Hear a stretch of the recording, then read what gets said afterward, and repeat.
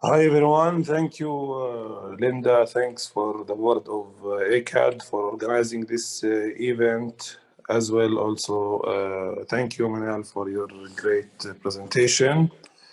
I am Sami. I come from a village. It's called Tuwani in the South Hebron Hills, which is known with the South Hebron Hills area, which is known with the Masafa Yatta area.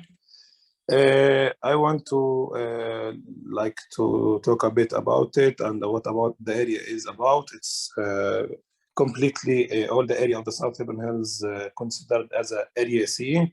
This is area A and B and C. Area C after Oslo Accord, it's under area C is the under full Israeli military control, and which in general area C represents more than 60% of the West Bank. So on all my area is in area C, about the more than 20 Palestinian villages, which are spreaded on this mountain of the south of the city of Hebron, are really targeted by Israeli occupation policies from two ways and two sides. One is the settlements, and the other side is the firing zone area. So our area is like really simply is cut in two parts which is completely a long line of spreaded settlements on the mountain of the South Hebron Hills, along the highway. It's called the 317. Additionally to the other side, which is the firing zone, which the Israeli occupation government call it 918. What is the very recent thing, what especially the firing zone and what the people are facing in our area, that it's the eviction policy, that the occupation is targeting my area since the 90s. When was the first, when was the first crime of eviction and demolishing of Palestinian villages and Palestinian homes in the South Hebron Hills? This has happened by the end of the 99 and the beginning of the 2000, when it was really a huge crime of forcible transfer, when our people in the South were transferred in military trucks with their sheep and their tents and all their properties and thrown behind the highway I mentioned before, which is called 317. In order really to ethnically cleanize all this area from Palestinian, demolish all the Palestinian history, all the Palestinian, everything related to Palestinian in this area, and as well to reach the main goal to annexate all these lands and all this area to 48. What is what's going on in that time? The people in my area, the army was evicting them in the day, the people go back in the night. It was really a long struggle until the people were able to go back to their land and to their villages. That happened after 6 months, when Israel from the high Israeli court decided that people are allowed to go back and to their villages and to their caves. So on, even after the people went back, but the Israeli military policy of targeting the area didn't stop. It didn't stop in the meaning of the sense. The military training continued to go on, and as well in the courts they are keep fighting to have another decision again to evict, but less number of villages of my area away from their land and from their villages. But this is, this is what happened in the court in the middle of March, when it was the court of the hearing of Masafir Yatta. And really there are a lot of attention from everyone, from politicians, from media, and all the activists made a great pressure that didn't allow the judge to take a decision in March, and now we delayed until the summer to see what is the decision going to be. But anyway, that's why one part of the area which is targeted by the firing zone, and the other side is, as I said before, that's the settlement and what we are facing from the settlement. The first settlement were established in the south were in the 80s, like main one is called Makar Ma'el, Ma'on, Susia. So this is the first, the main settlement. But then by the 2000s started to grow an outpost which is start also to grow up, like for example, between these settlements, in order really to take over more and more of Palestinian land. So on the other hand, that even so the Palestinian are living in this area with no access to any main services of life, which means that all our life as a Palestinian living even between the settlements or inside the firing zone is fully restricted from all directions, from all the sides, of preventing any of us accessing to electricity, accessing to water network to drink, access, you have to have roads, to have homes, to have health clinic or whatever.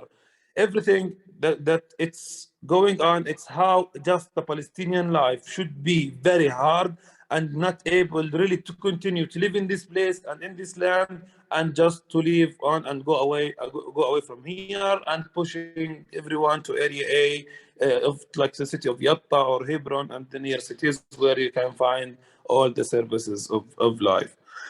So on, and this is why for Palestinians in the South Hebron Hills, when we call the existence is a big resistance, because all the occupation goal is really making you live this hard way of life of يعني, no right to any access, but you continue to resist, to struggle in your land, to protect your land, and even so to organize as we are doing our activism and our work, from demonstrations, from work activities on the ground of rejecting the occupation and demanding justice for ourselves and for all Palestinians living under occupation. So on, and let's focus like simply in the home demolition. Like for example, all the time, why Israel is apartheid state? Because Palestinians are living in the village of Al Mufaggara next to the illegal outpost of Abigail, which is illegal built on Palestinian land, which is Palestinians are living there from before the Nakba. The village are not allowed to have any water and electricity, but an outpost came in 2006. Even is illegal for the Israeli law itself. It's able to have roads, electricity, but when we try, this is for the outpost. But when we try to connect the electricity for Al Mufaggara, for example, immediately the towers were destroyed and demolished, and immediately when the mosque was built, it was demolished, and all of this. So it is completely an apartheid regime which is aimed to kick out the Palestinian from his land and to take over his land. But simply now about the home demolition. But as I said, the village of Mufaggara is also even it's more restricted because it is inside the line. It's called firing zone. So and let's make it clear for Palestinians.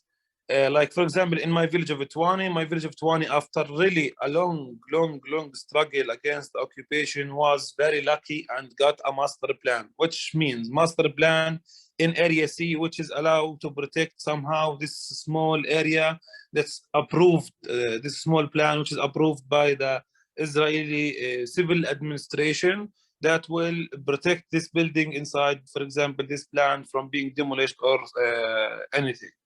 But this is not easy to give it from like really many Palestinians who are applying. All the area of Masafriyat are applying for master plans, but they never give. But here Tuwani have a special great history in the struggle against the occupation, which is obliged the occupation at the end of the day to get a master plan and get the water and the electricity and the road and so on. So we are talking about why we continue to mention this, because this is the water, electricity, because this is like the simple right for a human being to have. We are not allowed, and it's considered simply the Israelis say it's illegal for Palestinians to have roads, to have water net or whatever. Like this is what is special of my village right now. Like from around 12 years ago, we have the master plan where we can have the house building safe. But even before that, when there was the school has a demolition order, the clinic in my village, the kindergarten, and even my family house as well has the demolition order. But luckily the master plan, so everything became a little bit better after that. But what is going on right now inside my village of Tuwani, that because it is really, as I said before, it's very famous with the activism, with the work, with the non-violent action against occupation, which is do a lot of noise against occupation. Now it's targeted again, and how they are, how they are targeting the building of of the Palestinian inside the village, that inside the master plan, even the master plan which is approved by the Israelis, and now it's the new products they came with in the last since November in my village, which is archaeological site. Now the archaeological site became an excuse to demolish our homes and our houses. And right now I'm inside the youth center of Youth of Sumud in the village of Tuwani, which also was established 1 year ago. Okay, but now, you know, we are facing a court for this building because it is destroying archaeological site, and the building is just replaced on a building used to exist 10 years ago, which never have any problem of archaeological site. So everything the occupation want, you know, it's not, you know, they always find excuses in order just to demolish and to destroy the homes. And I think Israelis are the, you know, the most professional people in demolishing houses in all the world and in displacing people. And this is a mission they just take a brand for. Again, also for, yani, what is the different for another, like, yani, just between Tuwani and the firing zone, which is like a small area, a small space of area, where if the Palestinians even try to build there, it's the law that they use, and now it's a different law because it's out, they will say it's out of the master plan, so it's illegal building, so it needs to take permission. So this is how they say usually, okay? And this permission to you as a Palestinian,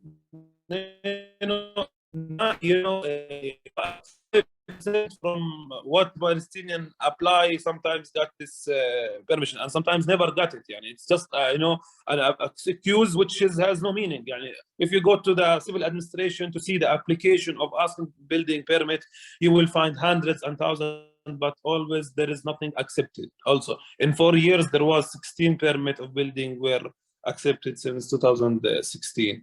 But anyway, moving forward, like to this step of which is the area between the village of Tuwani and the firing zone. So this is how the excuse they always used to have, that there is no building with permits, you have to ask for permit, and you go on with this long process that you will never get this permission. Again, now to go to the firing zone, which is doubling the suffering of the people inside this area and in this land. How they declare the firing zone? They declare it inside the area where is the communities, where is the people are living, in order to take over the land. And really, this is really a huge crime. There is a lot of areas can be declared a firing zone, but this is how the occupation is using the excuse of firing zone to take over the land of Palestinians and take them away from their land. Last comment, please. Sami, last comment.